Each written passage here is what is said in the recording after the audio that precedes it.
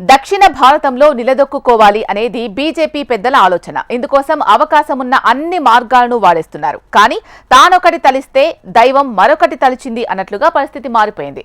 అగ్ర నేతల ఆలోచనకు పూర్తి వ్యతిరేకంగా ఏపీ కమలం నేతలు వ్యవహరిస్తున్నారట.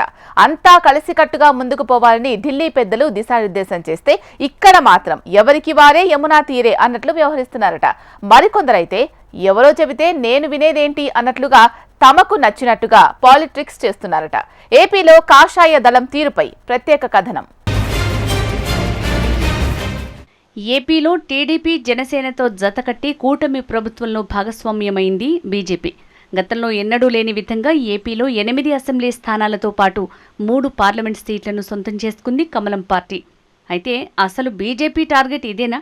కూటమిలో ఒకటిగా ఉంటుందా, లేక రాబోయే రోజుల్లో ప్రధాన పార్టీగా ఎదిగి సింపుల్గా అధికారం చేపట్టే స్థాయికి చేరుకుంటుందా అంటే ఖచ్చితంగా బీజేపీ మధ్యలో రెండో ఆప్షనే ఉంటుంది. మిత్రపక్షాల సహాయంతో మెల్లమెల్లగా బలం పుంజుకుంటూ ప్రధాన పార్టీ స్థాయికి ఎదగాలనేది కాషాయ దళం ప్లాన్. దీర్ఘకాలిక ప్రణాళికలతో ముందుకు సాగుతుంది అనటంలో అతిశయోక్తి లేదు.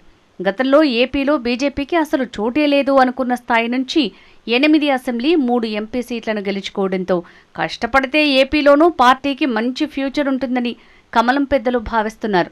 నార్త్ ఇండియాపై గురిపెట్టిన బీజేపీకి ఏపీ కూడా ఆశాకిరణంలా కనిపిస్తుంది.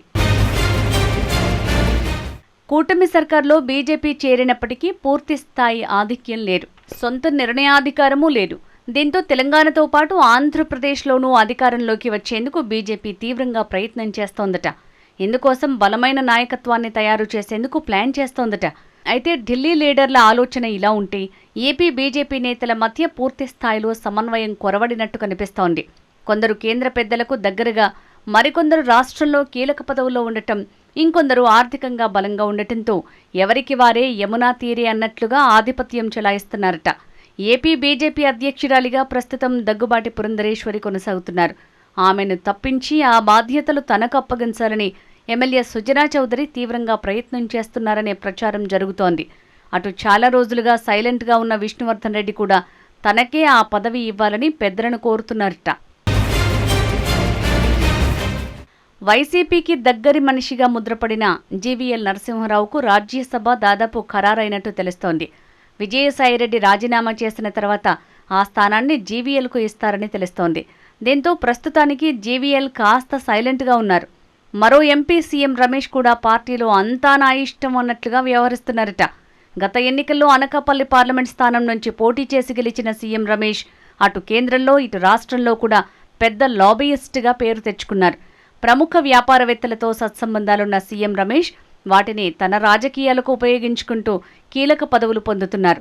ఎంపీగా గెలిచి 9 నెలలు అవుతున్నా కూడా ఇప్పటివరకు ఏపీ బీజేపీ రాష్ట్ర కార్యాలయం వైపు సీఎం రమేష్ కన్నెత్తి కూడా చూడలేదు. మరో మాజీ మంత్రి కామినేని శ్రీనివాస్ కూడా పార్టీలో కీలక పదవుల కోసం ప్రయత్నం చేస్తూనే ఉన్నారు. వీరికి తోడు ఇప్పుడు ఎమ్మెల్యే ఆదినారాయణ రెడ్డి కూడా తెర వెనుక రాజకీయం చేస్తున్నారు. బీజేపీ సభ్యత్వ నమోదు కార్యక్రమంలో ఏపీ కమలం నేతలు చురుగ్గా పాల్గొన్నారు. అయితే ఆ తర్వాత నుంచి కాషాయ దళం కొంత సైలెంట్ అయినట్టు తెలుస్తోంది. ప్రభుత్వ కార్యక్రమాల్లో అడపాదడపా పాల్గొంటున్నారు తప్ప పెద్దగా ప్రజల్లోకి వెళ్లే కార్యక్రమాలు ఏవీ చేపట్టడం లేదనే విమర్శ పార్టీ శ్రేణుల్లో వినిపిస్తోంది. లీడర్ను క్యాడర్ను పెంచుకునే ప్రయత్నాలు ఏవీ కనిపించడం లేదని అభిప్రాయపడుతున్నారట. కూటమి ప్రభుత్వంలో బీజేపీ భాగమైనప్పటికీ మోడీ, అమిత్ షా లక్ష్యాలకు అనుగుణంగా పనిచేయటంలో రాష్ట్ర నేతలు వెనకబడిపోతున్నారనే టాక్ నడుస్తోంది. 5 ఏళ్ల తర్వాత రాజకీయం ఎలా ఉంటుందో ఎవ్వరూ చెప్పలేరని, దీర్ఘకాలిక టార్గెట్లను నిర్దేశించుకోవటంలో కమలం నేతలు విఫలమవుతున్నారనే విమర్శలు వస్తున్నాయి. అధికారం చెలాయించడానికి పదవులపై పెట్టిన శ్రద్ధ పార్టీ బలోపేతంపై పెట్టడం లేదని సొంత పార్టీ నుంచే గుసగుసలు వినిపిస్తున్నాయి.